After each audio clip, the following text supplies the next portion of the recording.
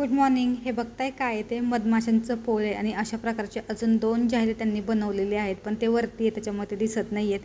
हे समोरच आहे म्हटलं की तुमच्यासोबत पण जे आहे ते हे शेअर करावं, त्याच्यामुळे ना मला गॅलरीचा ॲक्सेस जो आहे थोडा बंद झालेला आहे.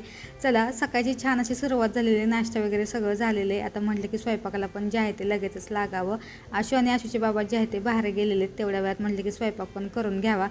माझा तर नाश्ता झाला होता, पण आहे ना आशूसाठी शेजारून इडली आली होती, पण त्याने ती काही खाल्ली नाही. म्हटलं की चला आपणच जे आहे ते या इडलीवरती मस्तपैकी ताव मारूया. आत्ता कुठे मला माझा दिवस सुरू झाल्यासारखा वाटतोय. जोपर्यंत आशू रडत नाही किंवा चिडचिड करत नाही, रागावत नाही, तोपर्यंत मला ना दिवस अजिबात सुरू झाल्यासारखा वाटत नाही.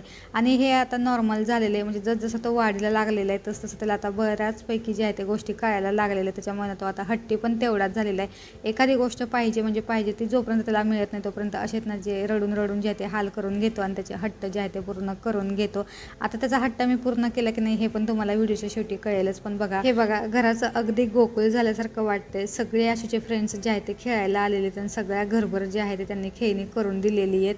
त्यांचं खेळतात. मी अजिबात त्यांना रोखलेलं नाही आहे किंवा टोकलेलं पण नाही. तुम्हाला जसं हवं तसं खेळा. बराच वेळ खेळल्यानंतर त्यांना भूक लागली होती. थोडाफार जे काही स्नॅक्स बनवला होता तो त्यांच्यासोबत जे आहे ते शेअर केला आणि मस्तपैकी जे आहे ते त्यांना खाऊन पिऊन घरी पाठवलं. त्यानंतर लगेचच मी जे आहे ते माझ्या कामांना लागले. सकाळपासून संध्याकाळपर्यंत घरातलं रुटीन आणि त्यात जर लहान मुलं असेल तर त्याचं पण जे आहे ते सगळं बघावं लागतं.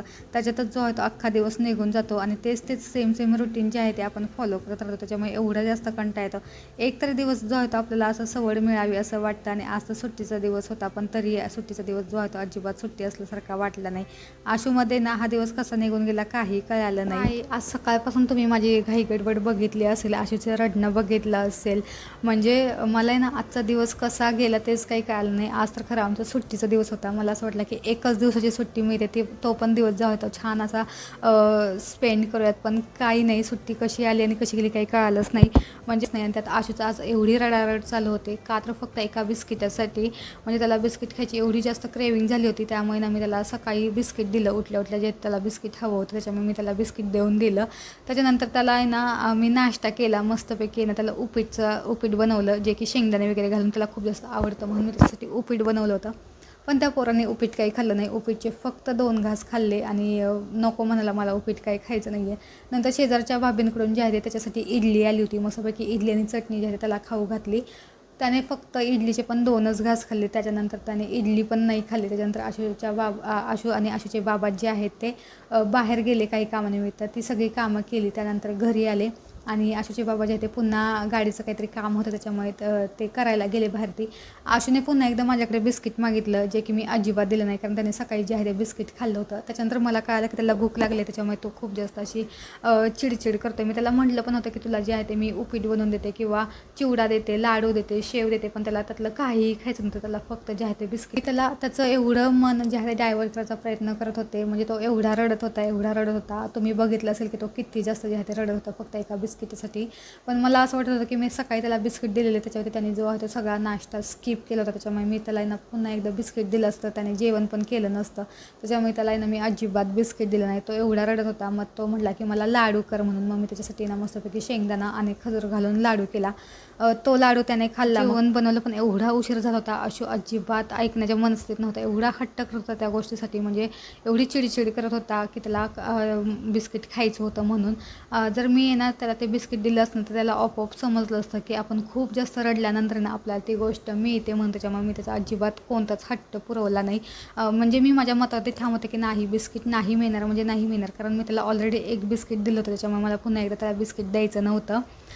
म्हणजे सांगायचा उद्देश हाच आहे की मी आज माझ्या मतात ते ठाम राहिले होते, कारण मला आशूला जे आहे ते बिस्किट द्यायचं नव्हतं. मी सकाळी त्याला बिस्किट दिलं होतं, त्याच्यावरती त्याने जे आहे नाश्ता स्किप केला होता. जर मी त्याला पुन्हा एकदा बिस्किट दिलं असतं त्याने जेवण पण खूप कमी प्रमाणात केलं असतं. म्हणजे मला असं वाटतं की ह्या ज्या अनहेल्दी गोष्टी आहेत ना, तर आपणच सवय लावतो. म्हणजे ना मी सवय लावली आशूला की एक बिस्किट द्यायची, पण मी त्याला दिलं तर फक्त 1 किंवा अर्धाच बिस्किट देते आणि दिवसातनं फक्त जे आहे ते एकदाच बिस्किट देते. त्याच्यावरती मी अजिबात त्याला जे आहे ते बिस्किट देत नाही. आणि त्याचं असं म्हणणं असतं की त्याला जे आहे ते दूध बिस्किट खायचं असतं आणि मी ते खूप जास्त टाळते दूध बिस्किट देणं.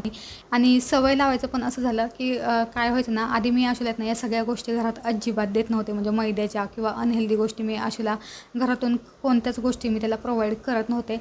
पण त्याचं झालं असं की जसं आशू मोठं व्हायला लागलं तसं शेजारी पाजारी जायला लागला. मग तिथे जे आहे ते त्याला त्या गोष्टी मिळायला लागल्या.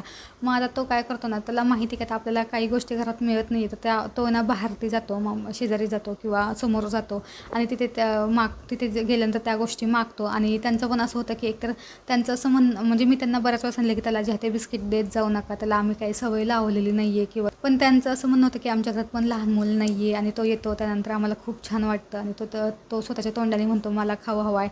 आणि मग आम्हाला पण खूप वाईट वाटतं. म्हणजे मग आमच्या घरात जे आहे ते बिस्किट अवेलेबल असतात तर मग आम्ही देतो त्याला आणि आम्हाला छान वाटतं. म्हणजे मी त्यांना सांगितलं होतं की देत जाऊ नका, पण तरी आपण होतं ना असं की आपण आपल्या माणसांना सांगू शकतो पण बाहेरच्या लोकांना आपण नाही सांगू शकत. पण ठीक आहे. मग त्यानंतर त्याला असं कळलं की आपल्याला घरातून काही गोष्टी मिळत नाही, त्या बाहेर ते मिळतात. त्याच्यामुळे मग मी घरामध्ये पण काही बिस्किट ठेवायला लागले. मग त्याला मी जे आहे ते द्यायला लागले. मला असं म्हणायचं की मी जर माझ्या मुलासाठी काहीतरी चांगलं करू बघते तर त्या सगळ्या गोष्टींचं जे आहे तुम्ही पण रिस्पेक्ट केला पाहिजे. म्हणजे मी आई आहे त्यामुळे मी चांगल्याच गोष्टी जे आहे ते माझ्या मुलाला शिकवणार किंवा चांगलंच वळण जे आहे ते त्याला लावणार किंवा त्याच्या खाण्यापिण्याकडे मी पूर्णपणे लक्ष देते आहे. हेल्दी गोष्टी ज्या आहेत त्याच्यापर्यंत पोहोचवते. तर या सगळ्या गोष्टींचे जे आहे ते तुम्ही आदर केला पाहिजे. असं पण नाही आहे की मी त्याला काहीच खायला देत नाही आहे. तो खातो अनहेल्दी गोष्टी नाही असं नाही, पण किती लिमिटमध्ये खातो किंवा किती क्वांटिटीमध्ये खातो हे माझ्या हातात आहे. म्हणजे जेव्हापासून मला कळलं की आशुला या सगळ्या गोष्टी बाहेर ते मिळतात तेव्हापासून मी जे आहे त्याला घरात पण या सगळ्या गोष्टी देते. पण त्याचं एक जे आहे ते मी लिमिट ठरवलेलं आहे की एवढीच जे आहे ते गोष्ट त्याच्यापर्यंत अनहेल्दी गोष्ट जी आहे त्याच्यापर्यंत पोहोचली गेली पाहिजे. म्हणजे मला असं म्हणायचं की खूप साऱ्या गोष्टी ज्या आहेत त्या आशुला अजून माहीतच नाही आहेत की काय खायचे आणि काही नाहीत, कारण का आम्ही त्या गोष्टी पर्सनली घरामध्ये अजिबात खात नाही. म्हणजे एक उदाहरण तुम्हाला देते की एक म्हणजे सोसायटीमध्ये ना एक मुलगी जी आहे ते फ्रुटी पित होती. फ्रुटीचा जो छोटा पॅक असतो ना ते पित होती. आशू बराच वेळ जे आहे तिच्याकडे बघत होता पण तो मागत अजिबात नव्हता.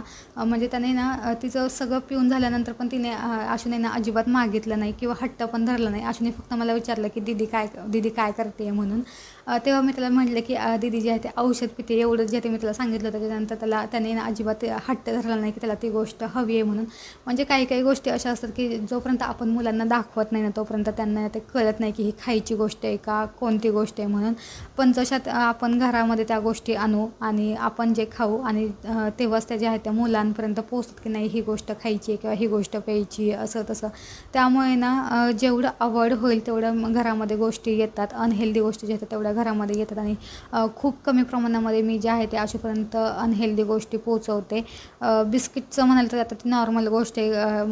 म्हणजे आपण जरी नाही दिलं तरी मला माहिती आहे की ते या सगळ्या गोष्टी ज्या आहेत त्या बाहेरून त्याच्यापर्यंत पोचणारच आहेत किंवा आपल्या जवळचे जे आहेत ते आशूला या गोष्टी सगळ्या देणारच आहे. त्याच्यामुळे आता त्या बिस्किटवरती तर आता आपण काही करू शकत नाही. कितीही आपण कंट्रोल केलं की नाही या गोष्टी नाहीच द्यायच्या, दिल्याच नाहीत पाहिजे असं म्हटलं तरी शेवटी आपण अशा कम्युनिटीमध्ये राहतो की जिथे आपल्याला या सगळ्या गोष्टी ज्या आहेत त्या ऐकायला मिळतात की नाही याने काहीच होत नाही, एका बिस्किटने काही होत नाही, आम्ही पण आमच्या मुलांना दिलेले आहेत, हे देत म्हणजे हे पण खातातच स्किन असं तसं सगळ्या गोष्टी ज्या आहेत त्या परत आपल्यासमोर येतात. त्याच्यामुळे आता याच्यावरती तर मी काही बोलत नाही. पण मला असं वाटतं तुम्हाला द्यायचं असेल तर मग त्या कमी क्वांटिटीमध्ये द्या किंवा थोड्याशा प्रमाणात जे आहे ते त्या द्या, कारण आता जस्ट तो जो आहे तो वाढीला लागलेला आहे. आणि जर आत्तापासून अशा गोष्टी आपण त्याला दिल्या म्हणजे आपल्या मुलांना दिल्या तर मग त्याच्या वाढीवरती जो आहे तो परिणाम होतो असं मला म्हणायचं आहे. आणि आय होप तुम्हाला हा माझा कन्सर्न जो आहे तो मुलाच्या प्रती कळत असेल. तुमच्या पण घरात जर अशी लहान मुलं असेल तर तुम्हाला पण कळत असेल की मी काय बोलते आणि काय नाही ते. चला आजचा म्हणजे हा जो आहे तो मला विषय आज तुमच्यासोबत शेअर करायचा होता. आणि आय होप तुम्हाला हा छोटासा व्हिडिओ आवडला असेल नक्की लाईक करा, शेअर करा, कमेंट्स करा. भेटूयात पुढच्या व्हिडिओमध्ये. तोपर्यंत बाय.